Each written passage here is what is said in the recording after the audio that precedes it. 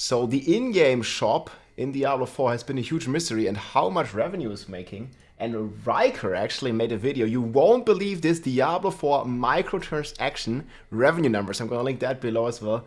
Let's hear what this is about. Hey folks, this is Riker, and thanks to a leak about Diablo 4's revenue, we found out what percentage of the game's income comes from microtransactions, and the results may be surprising. We'll talk about that, but we'll also get... Dude, the microtransactions going crazy. I mean, I've been given in on some of those microtransactions now. We made this this rogue here because they have had some percentage off, and people have been buying like $60 horses and stuff as well. We'll see. Give my final feedback on Diablo 4 how that's gonna look here now that the PTR is over. And the PTR just finally ended. Diablo 4 has made over $1 billion in lifetime revenue. With 150 million of that being from microtransactions. Now, we know that within the first week of release, Diablo 4 had already reached $666 million in revenue. Man, that's so crazy numbers. But also the shop prices are very hefty. Like this transmog that you see here right now, it usually costs 28 euros for me. And there was like a 50% off auction. Else I wouldn't have gotten it. But yeah, some of the prices are absolutely crazy. Meaning in the year. So I was always basically wondering like how many people actually buy these. And it seems like Riker has some numbers here. Then it has sold about an additional half of what it sold during its pre-order and release window. Now, some may say, hey, 150 million on microtransactions, when you run the math, that's only about 15% of Diablo 4's revenue coming from the shop. And when you put it that way, it doesn't seem like the MTX is a significant revenue driver for the game. Just, 15%, right? But that's still $150 million. And I bet the profit margins that's a lot, man. On that are 150 million. Man, that means... I don't know what the average cosmetic price is. Let's say it's like 20 or something, or 10. I mean, there's at least hundreds of thousands of people that buy these because it costs way less RMT to make a transmogs skin than it does to make an entire game. Again, that $1 billion in revenue is not $1 billion in profit. And with Vessel of Hatred about to launch... And again, I think there's like two transmogs, basically, I think, that are driving the revenues. It's this one, this rogue transmog. I would believe it's crazy. Like the Beauty and Sin rogue one. And then I think the second one could be the Barbarian. Or there's like a Samurai Barbarian one. I think I have this actually on one of my characters too. Maybe I don't have it right now. But there's another one here, which is the new Warcraft themed transmog. I think that's also driving like traffic like crazy. This one. Yes. You might know her, Savannah, from World of Warcraft. But that one is a recent addition. So I would kind of bet money that this here is just the most sold transmog, man. It goes ham. And let's see, 150 million. Yeah. I'm imagining we're going to be seeing about 1.5 billion in revenue by the end of the year, if not early Q1 of 2025. Now, speaking past Vessel of Hatred and... Man, that's billion. Further into Diablo 4's future, since we could expect at least one more expansion, although while we used to believe it would be yearly expansion. So 15% roughly is coming from the microtransactions. That's still very significant, man. And again, like they can scale this, right? Like they just did this and they can like keep monetizing this or keep like making this, because it's been paid. Like you have to design these transactions once. And then they're done, right? And then people can just buy them for years and years and years. And they have made some pretty cool ones, man. Like the new horses and stuff. And then what they've done with the pets and the kitties and the doggies. Like, it goes crazy, man. And they are not eating them, man. They are just like, selling those transmogs. It goes wild. Because that's what we heard. Yeah, the profit percent of that 15% is way higher. And also, like, it never stops, right? They can keep selling this without developing it further, necessarily. I mean, they'll keep developing and keep putting out new transmogs. But yeah, it's just gonna go crazier and crazier. Ferguson say he seems to now be walking that back. Seems he didn't mean literally every year. So yeah, like Rod Ferguson, so he said that we're gonna get yearly expansions. This was when Diablo 4 came out. And now the sentiment has been like, okay, maybe not like annually, maybe not yearly, but Maybe like 1.5 years. Now I'm thinking maybe every 1.5 years, we'll see. But we know there's going to be at least one more Diablo 4 expansion. And in a recent interview with Game Reactor, lead designer Rex Dixon hinted that we may be revisiting Hell in the future. Whoa. Game Reactor asked what would be the dream location or biome Tristram that and Paladin. they could include in-game after Nahantu's jungles, and Rex said, quote, "Yeah, so I think from the base game, what I remember a lot was going into Hell to fight Lilith. And I think blowing out Hell and returning there is always interesting to me, and seeing more of that world. So I think if we were going to go anywhere, that would be where I would choose." Of course, this doesn't have to be a hint. It could just be him expressing his genuine desire. I think it's a good fit, right? We have like a strong hint that we're gonna get the Paladin in the next expansion, probably like I'm hoping end of 2025, but maybe it's gonna be 2026. So we have this hint of Paladin and like Tristram and Hell now. Like it all fits together, right? Maybe we're finally gonna fight Diablo, in Diablo 4. That would be amazing. Plus a Paladin, man, that would go crazy. But I do have a feeling that in Expansion 2, we'll be returning to Old Tristram to fight Diablo again, and we're probably going to descend down into Hell to do so. Just my theory. Now, the PTR for Patch 2.0 ended this week, and I wanted to give some final thoughts. Yeah, so chat, how much have you spent in the shop? Like, I have some platinum here. I got this like from, I didn't really like directly buy platinum, but I got this from like every season you get platinum if you finish the season journey. And I think I got platinum for like the Ultra Deluxe Edition on launch, and I got platinum for pre-ordering Vessel of Hatred. So I effectively spent 0, but I actually did spend stuff like, on the pre-order and on the game itself and playing every season and stuff. And I've been happy that I at least got a few transmogs for free. And I got the Barbarian Samurai one as well, but the base Barb just looks good as well, yes? Like base Barbarian, he looks pork. And we're getting new haircuts and new color themes, like new jewelry and everything for free. And also they're giving us free stuff in the shop, like not every day, but maybe once a week. I log into the shop and I get something for free. I didn't buy any of the horses. Like the $60 horse, that's not for me, man. And I really like the direction that they are taking with the Dark Citadel, where instead of just having pay to win for these transmogs, like you actually need to beat whatever the Dark Citadel highest tiers are. And then when you beat the boss, you get his transmogs and you can't buy it in the shop. You only get it from beating the Dark Citadel. And I think that's a lot cooler, in my opinion. You meet someone like really cool, really epic looking in town. And right now you're just thinking, oh, this guy has a Visa in one hand, a MasterCard in the other, like dual wielding his credit card, right? That's what you're thinking right now if somebody is in town that looks cool. But maybe in the expansion, and I really hope it's going to be the case, you're not thinking that. You're thinking like, man, this guy looks cool. He actually beat some in-game content to do it. That would be amazing. Overall, I'm very positive on the new patch, but there's still room for improvement. First off, I'd like to highlight how immensely appreciated the new testing tools on the PTR were. PTR was great. Night and day difference compared to the last PTR, and I think we may even now have better testing tools in D4 than we had in D3, so again, very happy there. The new rogue skill, Dance of Knives, super fun. Spin to win rogue login. It's spin to win. It's even more fun than D3's Demon Hunter's Strafe. It just feels really, it's really fun to with the battle passes, you spend 120, yeah. Use as a skill. Then the new Druid build with the new Druid skill was also a lot of fun to run. Possibly a little bit too much visual noise with all the spamming of that power. The new AFK Earthquake Twister Barbarian is hilarious. The Sorcerer has insanely strong builds. The Necro also has some great and strong builds. Dude, the Sorcerer are just absolutely dominating. I've seen Lightning Spear do like 1 minute, hit 100, which is the new highest tier. But neither the Sorcerer nor the Necromancer really benefited as much. Lilith is coming, my friends. She's coming home. As those other classes from the new skills and options. I've got a video showcasing my favorite build for each class from the PTR. We've seen that. If you want more details, do check out that video. Of course, check there out was some Riker, my busted and friends. overpowered stuff on the PTR, but that's what PTR is for. It's going to be fixed.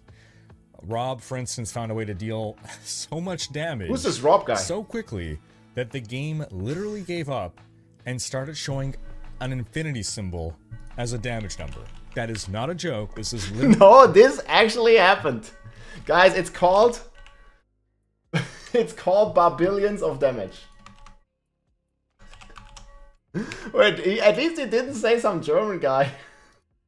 That would be Paragaming. Won the PTR. Here. This is not a joke. This is not a drill. There it is. It's a Drunken 8 infinity sign. We did it on the PTR. Man. Showing an infinity symbol as a damage number. That is not a joke. This is literally a thing. It actually started displaying infinity symbols for his damage number. And while that certainly won't be possible on release, it does... Dude, we have the Spiritborn coming out. You think it's not gonna be possible on release? Man, the Spiritborn plus 17 to all skills has a word to say.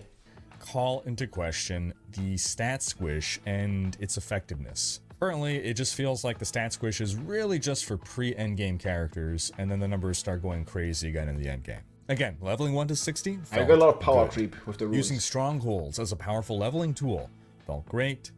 All the quality of life stuff they did that we've mentioned before, obvious wins there. I like the cap of 5 Paragon boards. I know not everyone does, but I feel like there's more exploration of each individual board now. Okay, how do you feel about the Paragon board cap, guys? 5 boards rather than uncapped. More delving into the rare and the magic nodes, and I feel a decelerating progression in power as you get closer to Paragon 300. That's the max Paragon now. And I think this combines perfectly with the extra long Paragon grind, because you can feel satisfied ending your journey at around, Paragon 200, 225 without feeling like you need to hit 300. In the same way that we don't feel like we need to hit level 99 in Path of Exile or Diablo 2, because, hit the low 90s is enough.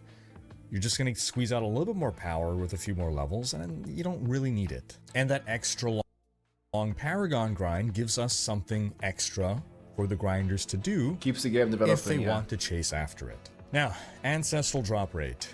Yeah, so I'm not sure, guys. Like, for me, I understand this from like a player perspective that doesn't really have much time to play. But in the end, like the Paragon boards are gonna look like this, and you're gonna fill out almost every single node. Like, there's just like a bunch of look at this. Like, you just have like a bunch of points everywhere. And no, I actually like that it's not complete infinite. But I am a player that likes freedom. Like, I don't like, to have caps in the game. I don't like the twister cap. I don't like the cooldown caps. I don't like the movement speed caps. I don't like the caps on the boss materials only stacking to 50. I don't like the caps on the, instances and elixirs being capped. And I don't like that the Paragon nodes are capped. And I also don't like that the Paragon boards is capped now. It seems like they keep adding more and more caps to the game, and I feel it rather limits the player choice and not like enhances it. Like, it's just like more and more caps. I don't like that part, but I can understand what Riker is saying, and also what a lot of the developers, and also what the more casual audience wants from Diablo 4, because people don't want to put in a lot of time to be powerful. They just want to put in like a few hours a week, and they want to have, like their character fully decked out, like fully powerful, fully completed. And this achieves the goal, right? Capping the board to 5. Like, you only get your 5 glyphs. You're probably done when you're like Paragon 180 or something. 150, Paragon 150 maybe. You're going to be done with your board. You're not going to get more glyphs. You're just going to get, some additive nodes, like some more life, some quality of life, but not really anything of significance, right? So you can kind of like finish your character, even if you only play like 2-3 hours a week. You can still kind of like feel accomplished that you finished your character. Now, again, I personally don't really think that is great for the game that I want to play, but like, for the massive casual audience that we have with Diablo 4, and this is like 90% of the players. For them, yeah, I mean, it kind of makes sense, right? We kind of need this like instant gratification in nowadays time where people don't really want to put in the work. Like, I get this comment a lot, man. Like, you know, I'm already working in my job IRL, so I don't want to work in a video game. And yeah, I can kind of see that too, for sure. But yeah, let me know what you think, guys. Oof. With the current systems we had available in PTR... Yeah, it's supposed to be more casual friendly, yeah. Caps are an easy way to keep the bugs in check. Yeah, that's what they're doing too. Apparently Rogue has the best... I mean, Rogue is the best class at the moment. Like, the current season and also the upcoming season, it seems. Yeah, the hair got a stat squish. Guys, the hair got a cap. A cap on the length that you can have your hair. Okay, well, let's see about the Ancestral Items I think he's talking about next. After it. Now, Ancestral drop rate. Oof. With the current systems we had available in PTR, they were too rare. But we did not have access to the Infernal Hordes, which may still have that guaranteed greater affix chest, so I don't know how things will pan out on live servers. Maybe that is supposed to be where we go to farm our greater affixes, but So, I don't know, Ancestral drop rate on the PTR for me felt too low. I felt it was like 1 in... I did a lot of Z-runs, and to get an Ancestral was a big deal because you can only masterwork normal items to masterwork 4 out of 12, right? And only the Ancestrals you can masterwork to 12 out of 12, plus they have 50 new and more item power, so especially on the weapon, it's super important. And the drop rate on the PTR was really low. Like, I'm talking like 2 or 3 times more rare than on the live game right now, and I felt that was too low. Like, for the amount of power difference that you have between a non-ancestral or like a sacred item, basically the sacred 2.0, and the ancestrals is just too big. Like, a 750 weapon is basically like your sacred stuff. Everything else is normal, and then 750 is your sacred, your new sacred, and then your 800 item power is ancestral. And if you don't have that, you're not only missing these 50 item power difference, you're also missing 8 ranks of masterwork, and the second temper is not possible. So the power difference, I feel, was way too much for the rarity of the drops.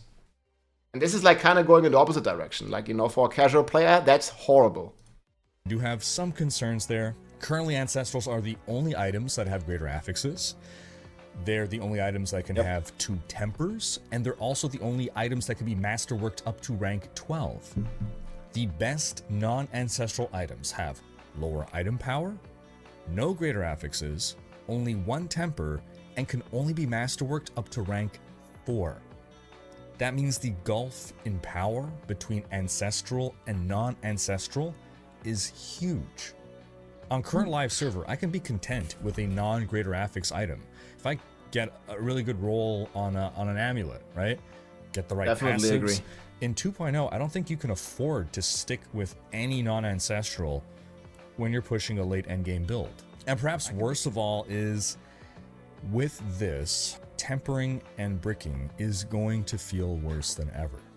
Yo, just imagine, man, you get this like GG two-handed spear staff for your sorcerer. It has 3 greater affix, it's ancestral. And then you just brick it. It took you all these hours to farm, and then you just don't get the right masterwork mats. And now it's like 3 times harder to getting that staff. And then you like scroll of retemper it once, and then you only get 4 rolls, and you brick it again, and it's lost. Your GG items will only ever be Ancestrals, and Ancestrals are pretty rare finds. Damn. And bricking I didn't even means thought that about when that. you finally get an Ancestral that you need for your build, there's still a good chance that you're gonna brick it. Now, the changes they made to the temper recipes will help. I do like that. A lot of them now only have 3 or 4 possibilities. So that's that gonna be reduces brutal. the odds of bricking, but I still suspect that in Season 6 we're going to get more complaints about bricking than ever, because I think that the improvements to the reduction in recipes per manual are going to be outweighed by the paucity in ancestral drops that we're going to get. And ultimately, seeing different complaints here and there, Masterworking is something that I see people complaining about a lot. I personally don't mind masterworking, but I think altogether players are starting to feel fed up with the layers of randomness upon randomness upon randomness. There's so many layers of everything is RNG. random and nothing is deterministic. The drop itself is random, the stats on the item are random, the enchanting is random, the tempers are random, the masterworking is random. Now, some of these things make sense to be random, but it gets... Yo, guys, it's just a big Gamba slot machine. That's what it is, man. Dopamine hits, like you spin, and maybe you win, but most of the time, the house or Blizzard wins. There's just a lot of RNG involved in everything, and you have very little control of what you even get. To a point where it starts to feel like things are being made random just to prolong gameplay, not because... Isn't that all RPGs? Nah, but you can like do targeted stuff in some RPGs. Yeah, the loot, like I get it, that the like you get the item, it's like random stats. But then you upgrade it, it's random. You craft, it's random. You enchant, it's random. Like everything is random. But definitely has a point there. I mean, they need this like dopamine like reward thing, right? The randomness actually makes it more fun. If we go back to the most pure form of the game, right, of an action RPG, you kill monster, you get a He's drop. touching on this. It's random, it's a surprise. It's like opening a Christmas present. You don't know what it's gonna be. Yeah, but then you get it, you get the right present, and then it's still random if it works. Maybe it's gonna be a boring pair of socks, or maybe it's gonna be a PlayStation 5 Pro. This is the peak of good... What is it, like $750, $800? randomness. And the more the randomness moves away from that feeling like you're opening a mystery present, the less exciting it is, and the more it feels like it's just there to stop you from getting what you want too easily, and therefore it's just a tactic to prolong your retention. And yes, ultimately, all the random mechanics are there to keep you playing longer, of course, but as long as we're having a good time, then PoE crafting is also full Gamba, and I hate it. There should definitely be some like target stuff, right? But I think you have this in PoE too, no? not thinking about that. We're not cognizant of it just being a manipulation tactic. Alright, on to rune words. I've seen people have a mixed reception to these. No, they're not Diablo 2 rune words. I still think they're an interesting system and a good addition to the game, though. I like the idea. Right now, it looks like there's basically 2 to 3 rune effects that most builds will be using. Petrify, Warcry almost goes on every build. And then a lot of the other runes just don't really make sense at the moment. But I'm pretty sure this is going to be significantly retuned. And this is just the first iteration of the rune system, right? They'll keep improving on this. I think baseline is pretty cool already. Which feels like we're not seeing the best version of rune words that we could have. Now, even if those are the rarest runes, the ones that, you know, everyone was using on PTR, the fact that they are tradable means that all build guides are going to be recommending these runes, and they're going to be very accessible to players who trade. I think the craziest thing with this trading and the runes is going to be that you can essentially, the way it was in the PTR, craft infinite Uber-Uniques, because you can craft your Uber-Unique. It costs 1 Resplendent Spark, and it costs, I don't know, like 3 runes, and you can trade those runes. And then you get that Uber-Unique, okay, let's say it's not the stats you want. You can salvage it, get your Resplendent Spark back, and then just like, you know, buy like 100x of each rune, and then you can craft 100 Uber-Uniques, right? You can craft a Shaco 100 times, because it costs 1 Spark, and you salvage it, and then you get that Spark back. So effectively, it only costs the runes. So it's infinite Uber-Uniques with trading. So the runes are going to have some crazy value, actually. So some balancing or something needs to happen here so that we actually make use of all these different runes that the devs designed. Because why design all these runes if we're only going to end up using a couple of them? Then, as I said previously, Torment 4... Yes, on the PTR, it only cost 1 Spark to craft an Uber-Unique. At the jeweler. It's too easy. It cost the Spark, and it cost like 3 runes. At the end game. I was expecting it to be far more difficult, and it just kind of makes Torment 3 feel like a speed bump on the way to Torment 4, just like World Tier 3 was a brief pit stop before going into World Tier 4. I mean, the good thing here is that you're not being locked behind any gear progression, but still, you know, I would at least double, if not quadruple or more, the difficulty of Torment 4 at this yes, point. please. Again, Torment 4 is not a difficulty that everyone needs to... I think at the moment, like, it doesn't make sense to have Pantheon at all, and then there could be Torment 1, and then there could just be Torment 4. And like the Torment 2, Torment 3, like, you're barely on those tiers anyways, right? You're like basically never in Pantheon, you're never in Torment 2, you're never in Torment 4. You just go from Torment 1, I mean, maybe you spend 10 minutes in Torment 2, and then you go to Torment 3, 10 minutes, and then you're in Torment 4. The power creep is just wild. Punchline, thanks. This isn't World Tier 4. Everyone needed to get to World Tier 4 because you can't get the best items in the game unless... Yeah, difference between PoE is also that in Diablo 4 you don't have to watch a 5-hour-long video to understand how to masterwork or how to temper the gear. Yeah, I mean, it's definitely like more simplistic, which is good, especially for, you know, a more casual player audience. You're in World Tier 4. Now you can get the best items in the game in Torment 1.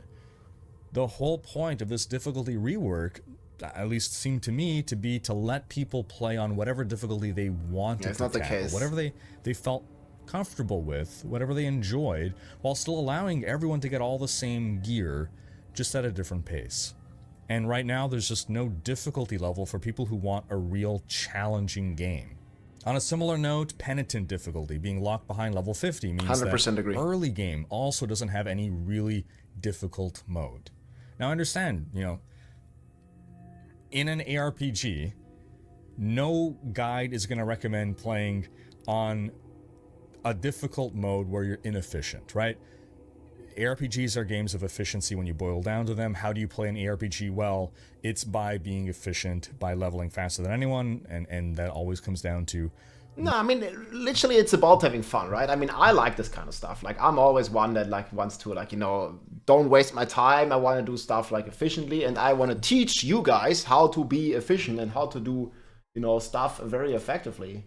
But not everybody is like that, right? Like, there's, like, a ton of people that just want to log in and have some fun. But yeah, if you boil it down, okay, it comes down to efficiency. But for most people, gaming, you just have fun with it, right? I just have my fun by being efficient. But a lot of people don't care. Like, they just goof around, they like to do fun stuff, so just chill out. Not struggling. As soon as you're struggling, you're not being efficient. But still, again, I mean, why not give people who want that more challenging game the option to tackle that more challenging content?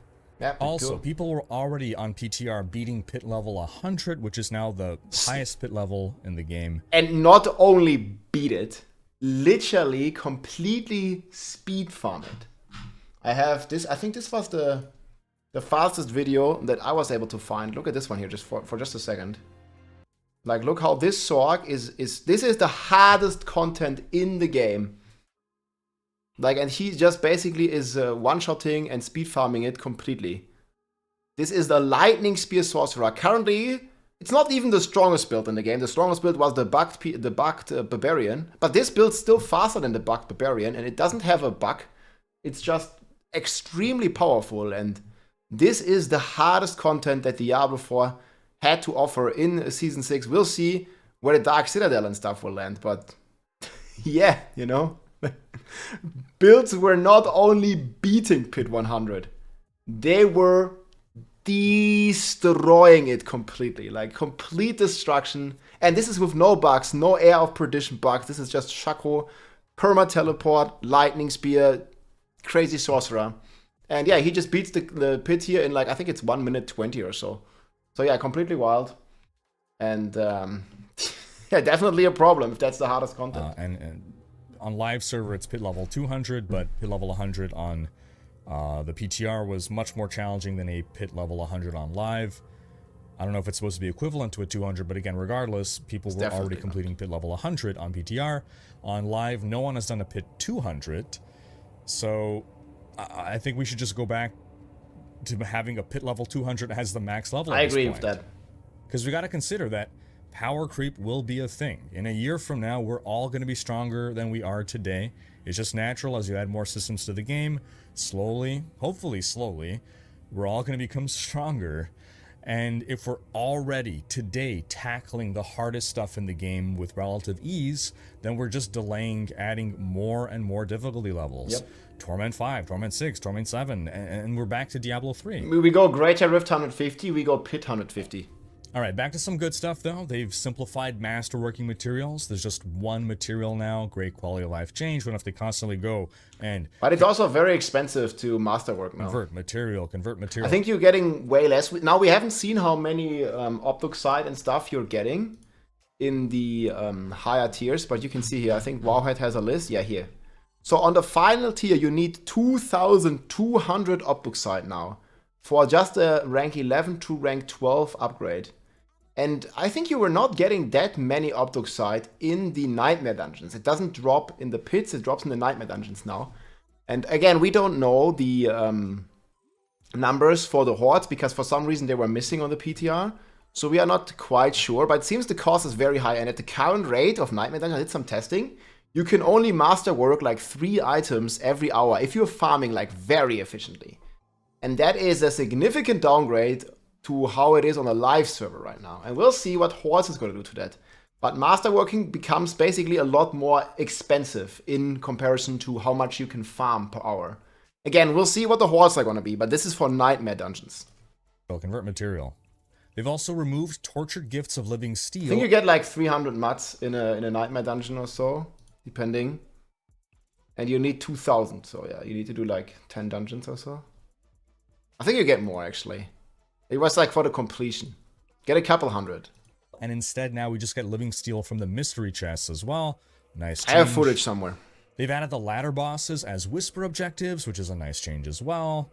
But the loot from the tormented bosses doesn't seem to be in a great place right now. You get like half a dozen items to drop max, which... Man, it took me on the PTR 5 hours to get a Ramalaldi with 1 greater affix. 5 hours. And I had the boss mods, right? I had infinite blood. Well, I had like a couple thousand blood. And it took me 5 hours to get a Ramalaldi with a greater affix. It's a good thing. Having a full inventory every time to have to go back to town and sell everything, that was, you know... The reduction in items is... Yeah, 500 to 1,000 Optoxide. But that's still not much. I mean, okay, let's say the average player gets maybe more like 500, right? So you need to do 4 or 5 Nightmare Dungeon runs to do just level 11 to rank 12, right? And then it all adds up. So you can maybe do 2, maybe 3 upgrades per hour if you're already like farming non-stop. That's not much. That's way less than you can do now if you're doing Hordes. Good. However, well, also I think they're always uniques, or pretty much always unique items, which is also good because you're farming these to get the unique items. But they seem to very rarely be ancestrals. It seems they have the same ancestral drop rate as anything else in the game. It seems like 1 in 25. You've got to kill a boss like... So you need to find Ramalaldi 25 times for it to have 1 greater affix. 24 times to get like 1 ancestral. At that rate, it seems easier to farm mythic uniques than to get the right ancestral. Oh, it was. Unique. Similarly, world bosses still don't feel great. Too much effort. Because the mythic uniques are actually easier to get. Let's say you want to get like a winter glass with a greater affix. Getting a Shaco is easier to get than the winter glass with a greater affix, because the Harlequin's crest, the Shaco, no matter where it drops or how it drops, it's always going to have a greater affix, pretty much guaranteed. While the winter glass is going to have no greater affix, like in 25 out of like in 25 cases, and only in 1 case it's going to have a greater affix. For too little reward. So you need to loot 25 times the winter glass. This is just like, I don't know, it might be 20, it might be 30 times.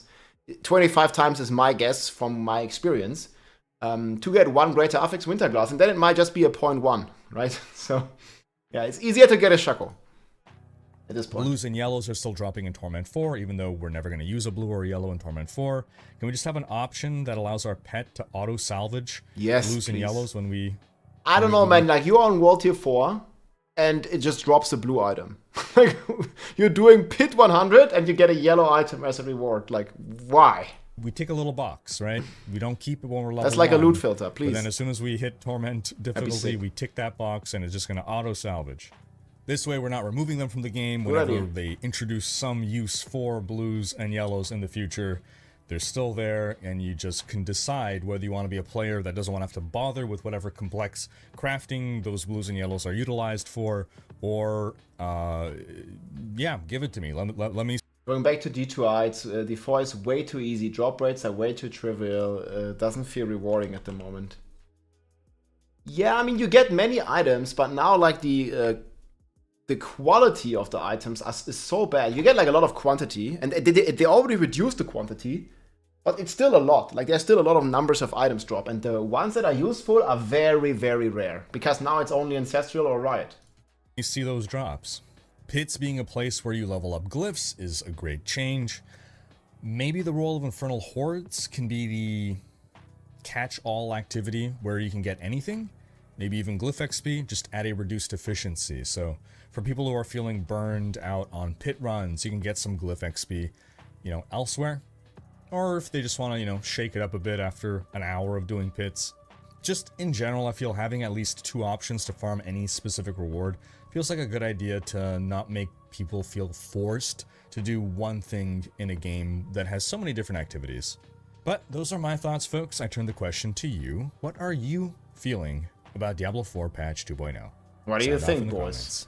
Then in other news, Microsoft has laid off 650 workers within its Xbox gaming division. Only Xbox gaming, guys. This was the 3rd job cut that they did, right? They did one in January, I think one in like May, like somewhere in the summer, and now another job cut for for Microsoft gaming now, basically. And man, so many people out. And I think they keep getting like record numbers, right? Like shareholders, executives, record numbers. And then lots of jobs, I would imagine, are getting replaced, at least like more of the lower level of jobs, getting replaced by AI. It's getting crazy, man. That's 3% of its workforce. Which Xbox boss... No, 3%, that's a lot. Every 33rd person is gone. Spencer has said was done in order to align its post-acquisition team structure. Now, this would bring the total number of workers laid off since the Activision Blizzard acquisition to 2,550. Dang, that's a lot of people. And support roles are the ones who have been most impacted in this latest round of layoffs. Don't need the supporters, man. All nuked. What? Studios are being closed and no games are being cancelled.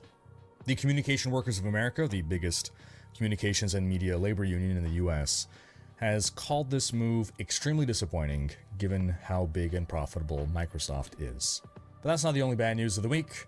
Lost Boys Studios was absolutely gutted. They laid off 139. Yeah, I mean, it's probably like very common, like, in any acquisition or merger, that there's going to be some overlapping jobs that need to be like, made more efficient, basically, right? Like, there's no point of having like multiple people working at the same position, like from the new and the old company. So yeah, one of them has to go, unfortunately. That's just how it works. They're over 200 member team.